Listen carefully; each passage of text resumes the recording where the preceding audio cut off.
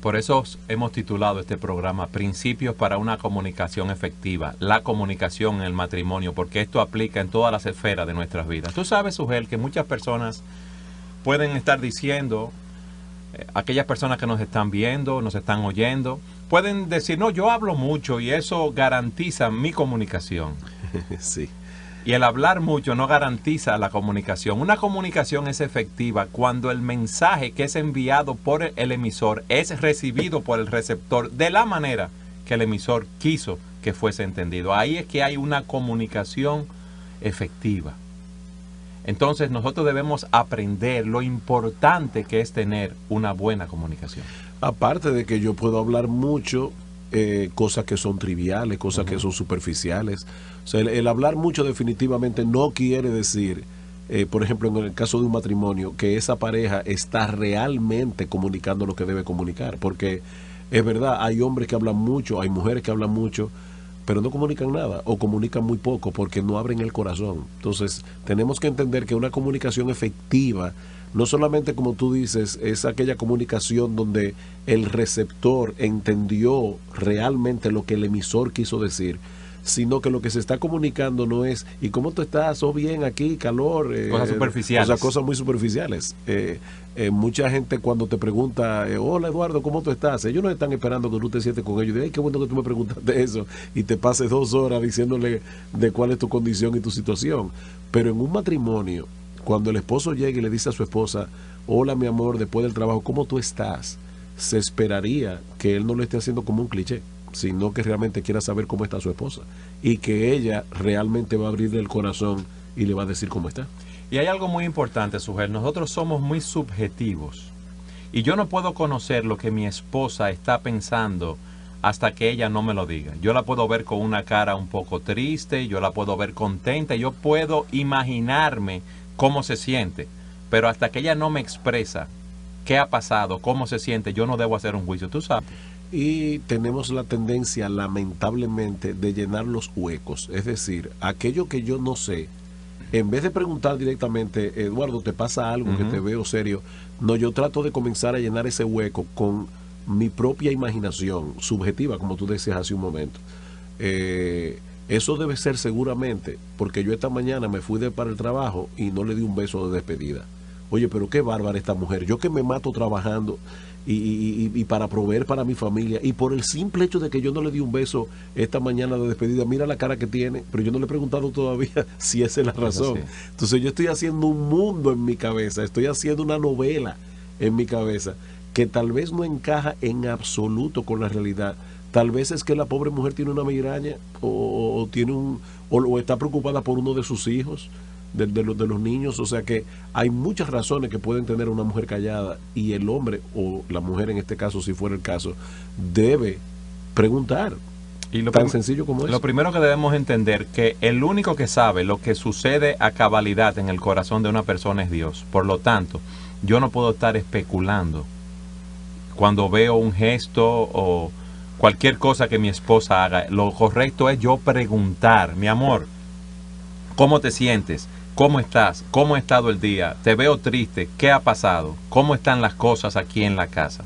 Esa es una de las razones por la que la comunicación es tan importante. Una buena comunicación nos ayuda a conocer a la otra persona. Ya sea el cónyuge, si está casado, o a las otras personas en sentido general. Es hablando que nosotros podemos conocernos. Es interesante notar que en Génesis capítulo 2 versículo 18, cuando Dios diseña el matrimonio, Dios declara expresamente: no es bueno que el hombre esté solo, le haré ayuda idónea.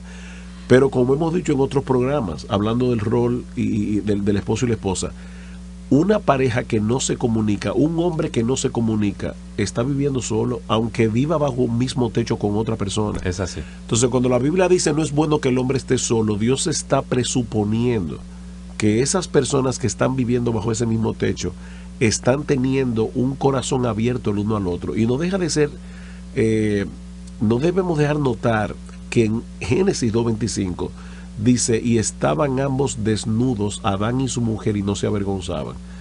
Indudablemente era una desnudez física, Pero esa desnudez física implicaba algo más. Antes de la entrada del pecado, el hombre y la mujer no se estaban escondiendo. Tenían una comunicación abierta y transparente. Eran y luego, transparentes. fruto del pecado, es nosotros. Sujel, decíamos en el segmento anterior que antes de entrar el pecado en el mundo, el hombre tenía una comunicación franca, abierta y directa con su esposa. Y también tenían una comunicación abierta con Dios. Fruto del pecado, ambos se cubrieron y se escondieron de Dios y uno del otro. O sea que el hombre y la mujer, la tendencia natural de ellos, de nosotros, del hombre sin Dios, es esconderse y no mostrar lo que uno realmente es. Por lo cual debemos tratar de ser abiertos y honestos y comunicarnos correctamente. Hay algo que Adán y Eva no tenían antes de la caída y era vergüenza. Así es. Porque no tenían de qué avergonzarse, no había culpa. El pecado produce culpa, la culpa produce vergüenza. Y cuando yo tengo culpa, yo tengo solamente dos caminos. Uno es ir delante de Dios, confesar esa culpa y si yo he ofendido a mi cónyuge, decirle, mira, perdóname, yo te ofendí. Pero eso exige humildad y la gracia de Dios obrando en el corazón. La otra respuesta de la culpa y la vergüenza es esconderme y justificarme. O sea, yo en vez de venir delante de Dios y delante de los hombres y decir francamente yo pequé, yo hice algo que estuvo mal, te hablé de una manera incorrecta, lo que hacen muchas personas lamentablemente es o tratar de esconder su pecado o justificar el pecado. Sí, yo sé que yo te hablé fuerte, pero es que tú tienes que entender que es que tú me dijiste esto y esto y esto. Tú me hablaste mal primero. Exacto. O sea, en vez de decir tranquilamente y francamente, mira, yo no debía haberte hablado así, independientemente de cualquier circunstancia que se haya dado en casa, yo no debía haber hablado así. Pero eso requiere humildad, eso requiere de la gracia de Dios. Así es. Por eso, Eduardo, es que nosotros tenemos que traer una y otra vez el Evangelio de Cristo. Porque nosotros podemos hablar aquí del rol del esposo, del rol de la esposa, podemos estar hablando aquí de la buena comunicación, pero el Evangelio de Cristo, la salvación que Cristo ofrece, no es simplemente un ticket gratis para ir al cielo, es que Cristo transforma nuestras vidas. Y una de las cosas que Cristo nos da es una buena comunión con Dios, reconciliación con Dios, que a su vez va a impactar mis relaciones horizontales. O sea, mi reconciliación con Dios opera también a nivel horizontal en mi reconciliación con las personas que me rodean. Entonces, un cristiano que nos esté oyendo ahora mismo, que haya pecado, que tenga cosas que esté escondiéndole a su esposa. Quizás hay un esposo o una esposa que tuvieron un altercado esta mañana y nos están oyendo ahora en el programa. Exacto, que traten eso abiertamente, que se pregunten, primero que todo, en qué yo contribuí a este problema. Porque una de las cosas que pasan en los matrimonios también es que cuando hay problemas, cada uno está enfocado en el error y el pecado del otro. Cuando lo primero que yo debo hacer según el Señor Jesucristo, ¿qué es? Remover la viga que está en mi ojo para entonces yo poder quitar la paja que está en el ojo ajeno. Bueno, eso implica que yo me siente delante de Dios antes que nada y diga, Señor, ¿en qué yo he pecado? ¿En qué yo estoy contribuyendo a que mi matrimonio no sea lo que debe ser? Pero el punto aquí, Sujel, es que nosotros tendemos a escondernos el uno del otro y a escondernos de Dios. Nosotros usamos una máscara y tenemos que quitarnos esa máscara y ser transparentes, caminar en luz. Y caminar en luz, conforme a lo que tú dices es reconocer dónde yo he actuado mal, cuáles son los obstáculos que yo estoy presentando para una buena comunicación, para una buena comunicación, de manera que eliminando esos obstáculos yo pueda comunicarme correctamente. Esa máscara solamente la podemos quitar cuando vamos en arrepentimiento de nuestros pecados y confesando a Jesucristo como nuestro Señor y Salvador. Eso es lo primero que debemos hacer. Y cuando nos vemos a la luz del Evangelio, Eduardo, ¿qué dice el Evangelio acerca de ti y acerca de mí? Que tú y yo somos pecadores. Ya el Evangelio parte de una premisa. Nosotros estamos mal. Hemos pecado contra Dios y hemos pecado contra muchísimas personas. Estamos muertos en delitos y pecados y somos enemigos y rebeldes delante de Dios. Exactamente. Cuando yo vengo a Cristo en arrepentimiento y fe y ya reconocí que yo soy un pecador salvado por gracia, ¿qué cosa es lo que yo tengo que defender? ¿Por qué yo tengo que estar ocultándome si yo no tengo nada que defender? Yo tengo un letrero en mi frente que dice, soy un pecador salvado por gracia. Por lo tanto, yo no tengo ninguna honra personal que defender, excepto la honra de Dios, la gloria de Dios. Cuando eso está en el centro de un matrimonio, la comunicación efectiva va a fluir. Suel, por eso es que tenemos que estar continuamente predicándonos el Evangelio en nuestros corazones y sabiendo que la gracia de Dios ya operó en nuestras vidas y que nosotros debemos tratar de agradar a Dios en todo lo que hacemos. Pero ¿qué sucede? Que estamos engañados. Dicen que cuando dos personas se casan, no se casan dos, sino que se casan 6. De parte de la esposa, quien ella piensa que ella es, quien el marido piensa que ella es y quien ella es realmente. Y de parte del esposo vienen 3 personas, quien él piensa que él es, quien ella piensa que él es y quien él es realmente, que se casan 6. Entonces imagínate lo que sucede allí. ¿Cómo nosotros empezamos a ser transparentes, a ser claros? Solamente mediante la obra que Cristo hace en nuestros corazones y mediante el poder del Evangelio obrando en nuestras vidas. Y viéndonos cada uno como Dios nos ve. Porque al final de cuentas, lo que tú pienses acerca de ti y lo que yo piense acerca de mí no importa en absoluto. Lo único que importa es lo que Dios piense de ti y lo que Dios piense de mí. Entonces nosotros tenemos que vernos a la luz de las Escrituras. En Gálatas hay un ejemplo sumamente interesante que se puede aplicar a la comunicación. ¿Tú recuerdas cuando el apóstol Pedro estaba retrayéndose de los judíos, sí, cuando llegaban, de los gentiles, perdón, cuando llegaban los judíos a la iglesia, porque él quería aparentar algo? Lo interesante de ese pasaje es la forma como Pablo le llama la atención a Pedro. Dice en Gálatas capítulo 2, versículo 14: pero cuando vi que no andaban rectamente conforme a la verdad del Evangelio, yo le dije a Pedro delante de todos: si tú, siendo judío, vives como los gentiles y no como judío, ¿por qué obligas a los gentiles a judaizar? Fíjate cómo Pablo inmediatamente conectó la conducta de Pedro con el Evangelio. Así es. Dice, tú no estás viviendo conforme a la verdad del Evangelio.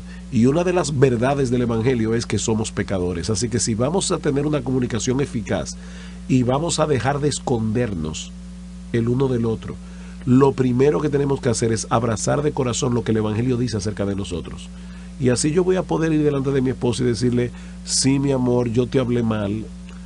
O incluso, ¿tú sabes cuántos esposos están atrapados en el pecado de la pornografía y que no van abiertamente a sus esposas y le dicen: mi amor, yo tengo problemas con esto, por favor ayúdame, mira, vamos a poner un programa de computadora que de mi computadora te envía a la tuya un reporte, o yo te voy a confesar no solamente a Dios, sino que te voy a confesar a ti cuando yo vengo delante de la televisión o delante del internet y veo lo que no debo ver? Esa es la parte traumática de la comunicación.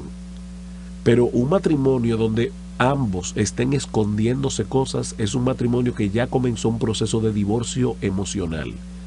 Y eso va a terminar a la larga destruyendo ese matrimonio. Entonces tenemos que quitarnos la máscara del pecado y ponernos la máscara de la luz, la máscara de la transparencia en el matrimonio. Sujel, en el segmento anterior hablábamos de que todos nosotros tendemos a tener una máscara y no presentamos la imagen de lo que nosotros realmente somos, que debemos quitarnos esa máscara y vestirnos con la máscara de la luz, la máscara de la transparencia, porque si estamos en Cristo somos nueva criatura, las cosas viejas pasaron, todas son hechas nuevas y debemos comunicarnos como lo hace el nuevo hombre. Y en Efesios capítulo 4 versículo 25 nos dice cómo se comunica ese nuevo hombre. Dice: por lo cual, desechando la mentira, hablad verdad cada uno con su prójimo. En ese texto del versículo 25 en adelante, vemos cuáles son las prácticas que destruyen la buena comunicación y cuáles son las prácticas que fomentan la buena comunicación. Lo primero que debemos eliminar de nuestra comunicación es lo que nos dice el texto. Por lo cual, desechando, poniendo a un lado la mentira, hablad verdad cada uno con su prójimo. Y tú sabes que la mentira es toda manifestación contraria a la verdad, cuya esencia es el engaño.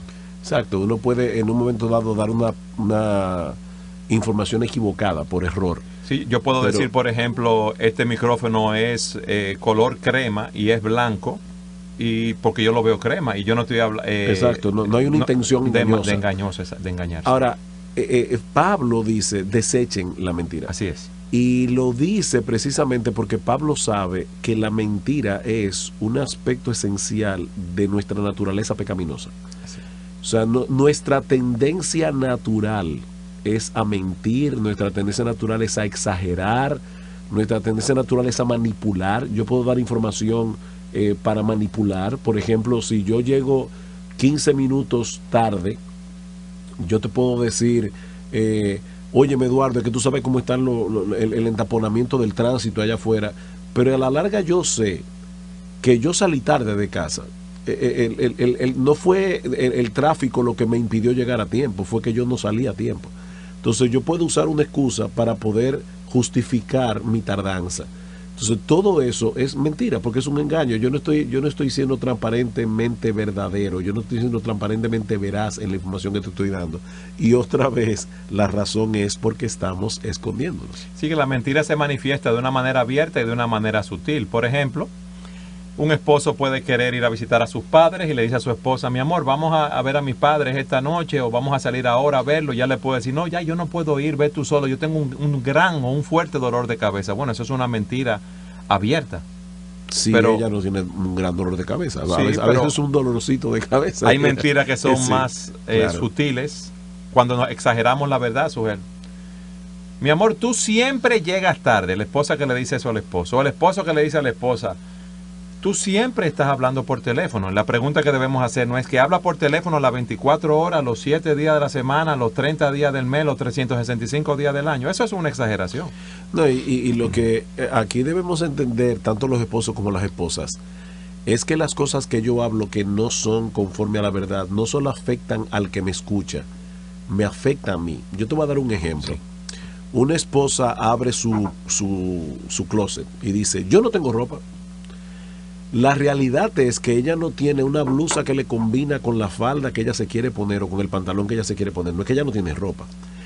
Pero el hecho de ella expresar yo no tengo ropa, no solamente está mostrando a otros una cosa que no es verdad, sino que está afectando su contentamiento. Yo creo que tú debes cualificarlo. Generalmente las mujeres dicen, yo no tengo ropa, ¿qué ponerme? Porque ella ve que tiene mucha ropa, sí, pero no una que le sirve específicamente en ese momento. O yo no tengo qué ponerme, pero porque ella quiere ponerse una falda específica y no tiene una blusa específica que o los zapatos que le combinen con la cartera. Pero ella sí tiene que ponerse. Sí. O sea, Pablo dice en 1 Timoteo capítulo 6, teniendo sustento y abrigo, estad contentos con esto. Pero esa mujer, sin darse cuenta, está generando ella misma descontento en su corazón con una información que no es del todo veraz. Entonces nosotros tenemos que tener cuidado. Definitivamente la mentira, el engaño, la exageración, la manipulación, la autojustificación, todo eso destruye la buena comunicación. Suel, otro aspecto, otra forma como se manifiesta la mentira es cuando hacemos promesas que no cumplimos. Cuando el esposo le dice a la esposa, mi amor, el viernes en la noche te voy a llevar a cenar, ya tú lo sabes. Y llega el viernes en la noche y sin ninguna razón justificada el esposo no la lleva a cenar. O le dice, cuando cobre la regalía en diciembre, mi doble sueldo, yo te voy a pintar la casa, mi amor. Y llega la regalía, él la cobra el doble sueldo en diciembre, utiliza el dinero para otra cosa, para un equipo de música, para un nuevo televisor, sí, para él, y no cumple la promesa que le hizo. ¿Eso qué trae, Sujel? Desconfianza en el matrimonio. Yo no creo lo que tú me dices. Yo no creo que tú estás andando en luz. Entonces, si ahí en esa situación no me dijiste la verdad, en otras situaciones tampoco me vas a decir la verdad, por lo tanto no te creo. Entonces ahí vienen los problemas. Pero hay otra práctica que destruye la buena comunicación. Debemos desechar la mentira, como hemos visto, pero dice Efesios 4:26, airaos, pero no pequéis, no se ponga el sol sobre vuestro enojo, ni deis lugar al diablo. Y en el versículo 31 dice, quítense de vosotros toda amargura, ira, gritería, enojo, maledicencia y toda malicia. O sea que nosotros debemos trabajar con la ira. La ira se manifiesta de dos maneras. Hay personas que se enojan y explotan.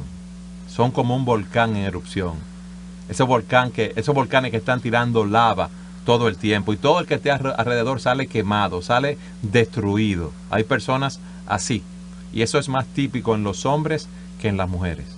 Y las mujeres implosionan. Exacto. Guardan el enojo y ahí es que viene esa famosa comunicación de ¿te pasa algo? No, no me pasa nada. Pero uno ve hasta en el tono que obviamente le pasa algo, lo cual también, por cierto, es una mentira, porque sí le está pasando algo.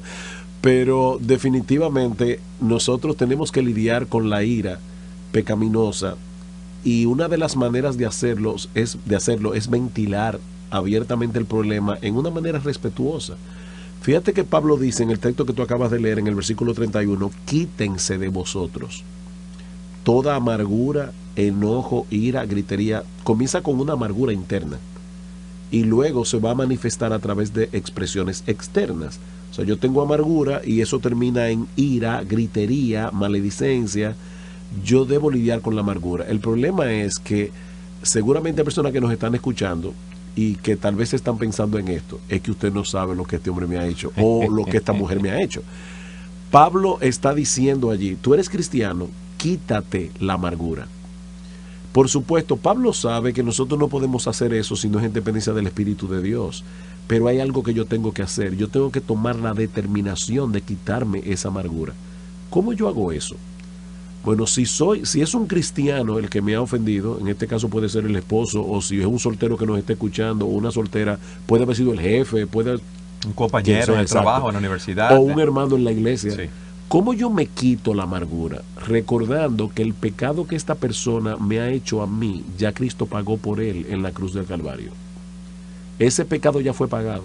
Ya alguien sufrió por eso que esa persona me ha hecho. Cristo sufrió. Ay, si es un inconverso el que me hace algo. Bueno, Pablo dice en Romanos capítulo 12, dejad lugar a la ira de Dios, porque escrito está, mía es la venganza, yo pagaré, dice el Señor. Y nosotros no estamos llamados a pagar mal con mal, sino seguir el ejemplo de Cristo. Exactamente. Mire, amigo, tú que me estás escuchando, pues ya sea por la Radio Eternidad, o ya sea por misión virtual, si tú tienes un problema con alguien que te ha hecho daño, un inconverso que te ha hecho daño, recuerda que algún día Dios va a juzgar a todos los hombres. Y ese pecado que esa persona te ha hecho, Dios se lo va a pagar. Entonces tú ocúpate más bien de hacerle bien a él o a ella. Y ahí hay algo interesante, Sujel, que decíamos en el segmento pasado. Esa persona debe predicarse el evangelio y debe saber que en un momento dado él estuvo así, ciego, muerto en delitos y pecados, siguiendo sus propias pasiones, haciendo las cosas como las quería hacer, sin tener en cuenta a Dios, hasta que Dios obró en su corazón y lo llamó a salvación. Entonces, esa persona debe predicarse el evangelio continuamente. Y que los pecados que las personas cometen contra mí nunca, ni en sombra, se equipararán a los pecados que yo cometo contra Dios.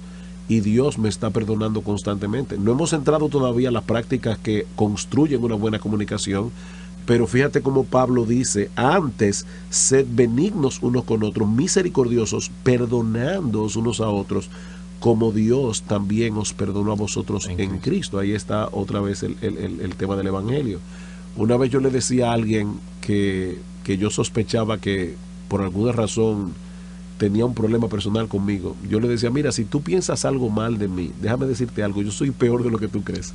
O sea, 1000 veces peor de lo que tú te puedes imaginar.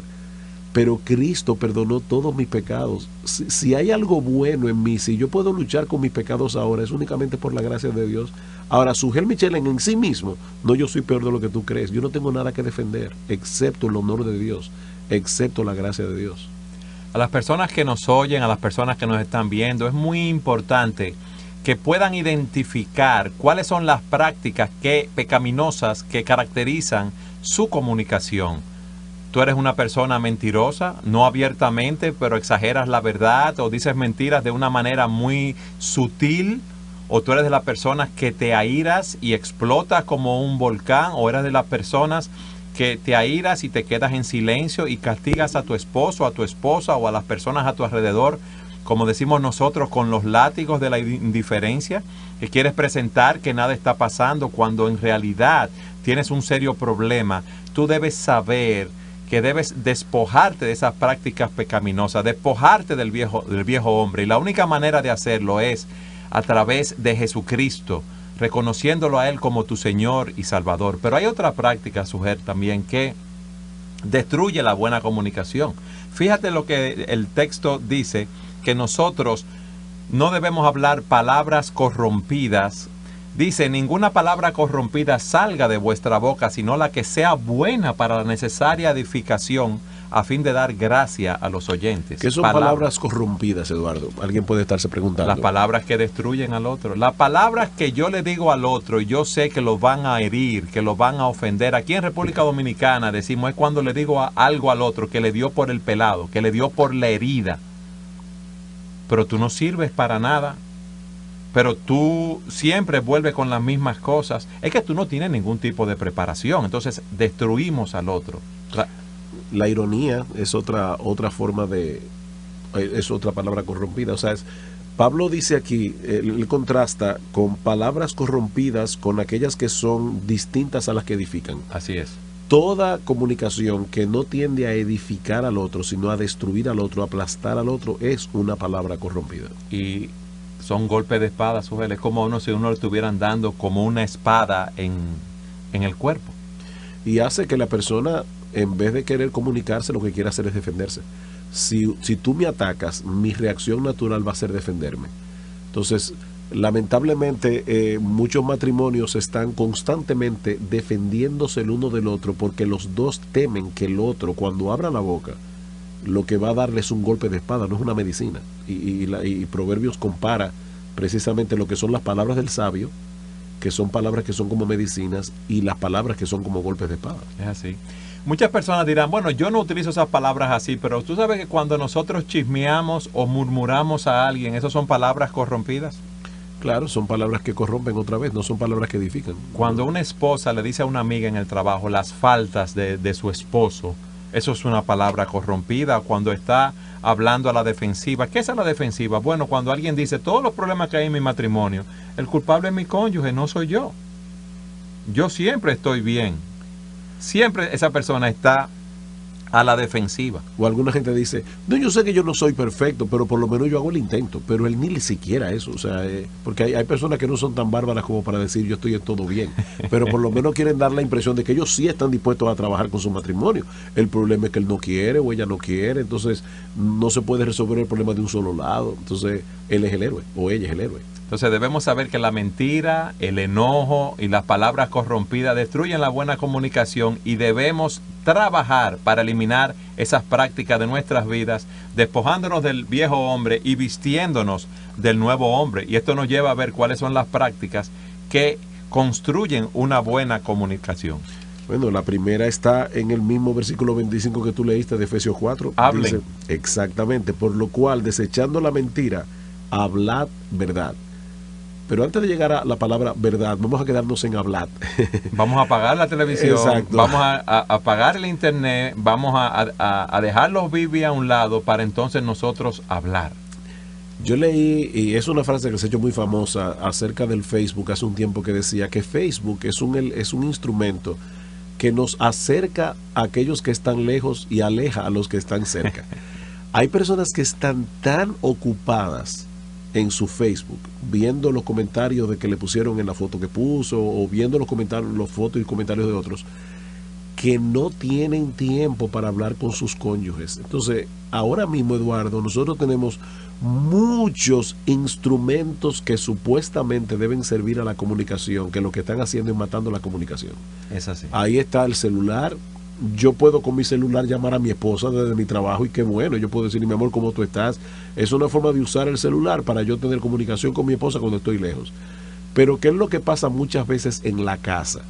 Que el esposo y la esposa están allí, pero ella está recibiendo llamadas a través de su celular de otras personas, él está recibiendo llamadas del celular de otras personas, y entonces ellos están en cuerpo juntos, pero cada cual está en su propio mundo. Lo no mismo se comunican, pasa, no es la realidad, no se comunican. Lo mismo pasa con el Facebook, lo mismo pasa con la internet. Yo puedo estar navegando en la internet, lo mismo pasa con la televisión. Nosotros tenemos que urgir a los matrimonios, por favor, apaguen todos esos aparatos y hablen. No se trata simplemente de apartar un tiempo, mira, después que se acuesten los niños, tú y yo vamos a sentarnos después de cena a hablar, sino que este hombre, y digo de los hombres porque las mujeres tienen más facilidad que nosotros en ese sentido. ¿Sabes generalmente? Que una mujer debe hablar 50,000 palabras diarias. Eso dicen, y que el hombre habla 35.000 solamente. Y de esas, cuidados y menos. Y cuidados y menos. Y de esas 34.999 le hablan en el trabajo. O sea, cuando llegan a la casa, después de hola, ya no tienen nada más que decir. Y la mujer, por lo menos tiene como 25.000 que no ha dicho todavía. Entonces ahí que viene el problema. Pero si ese hombre se planifica y dice, bueno, yo voy a hablar con mi esposo y voy a hablar de estos temas y le voy a decir cómo yo me siento, eso es comunicación. Va a llegar un momento, Eduardo, que de tanto planificar esto y pensar en esto, probablemente va a surgir en una manera más natural porque eso crea un hábito. Así es. Pero al principio no va a ser tan espontáneo. Pero mi consejo es, mira, olvídate por un momento de la espontaneidad y habla. Así. Habla. Comienza a abrirle el corazón a tu esposa, comienza a desnudarte delante de ella y ser transparente. Tú sabes que ahí hay algo interesante, Sujel, que debemos tener en cuenta los esposos cristianos. No solamente es compartir lo que me sucedió y cómo yo me siento, sino lo que Dios me ha dicho en esta situación y cuál es el curso de acción que yo debo seguir. Porque yo debo ministrar a mi propia alma, pero también debo buscar la gloria de Dios y debo ministrar al alma de mi esposa. Y es bueno todavía dar un paso más. ¿Qué me sucedió? ¿Cómo me siento? ¿Cómo el Señor está trabajando conmigo? ¿Qué yo pienso hacer? Y decirle a nuestras esposas, mi amor, ayúdame en esta área. Ora por mí. Dame seguimiento. Algo excelente que nosotros debemos compartir con nuestras esposas es lo que Dios nos dice en nuestro tiempo devocional. De hecho, esto no es una ley, lo que voy a decir ahora, cada cual tiene libertad cristiana, ¿verdad?, en la manera como lee su Biblia. Pero una de las ventajas que tiene el que la esposa y el esposo sigan un plan de lectura es esa. Los dos se están exponiendo a los mismos pasajes de la palabra de Dios. Un plan de lectura común. Un plan de lectura común, exacto. Y eso permite que pueda haber esta comunicación de, ¿tú te diste cuenta lo que el Señor dice en el capítulo 8 del Evangelio de Juan? ¿Cómo trató con esta situación de esta mujer y cómo eso me ministró a mí? ¿Qué yo aprendí acerca del Señor en esto? Pero no es simplemente un estudio bíblico. Yo no estoy hablando aquí simplemente de que el esposo, en una manera casi hasta artificial, trata de edificar a su esposa. No, es que él está compartiendo con ella un aspecto sumamente importante de su vida y es su relación con Dios.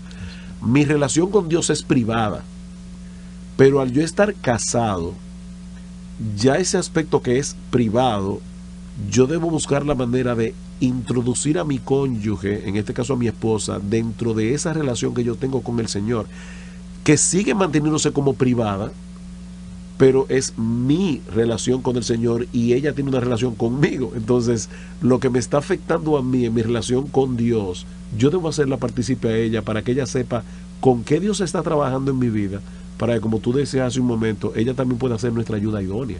Si mi esposa sabe con lo que yo estoy luchando, si mi esposa sabe cuáles son los pecados que Dios me está mostrando a través de su palabra en mi vida, ella va muy probablemente a ser la ayuda idónea que yo necesito a mi lado para poder contribuir a ese trabajo que Dios está haciendo en mí y viceversa. Debemos recapitular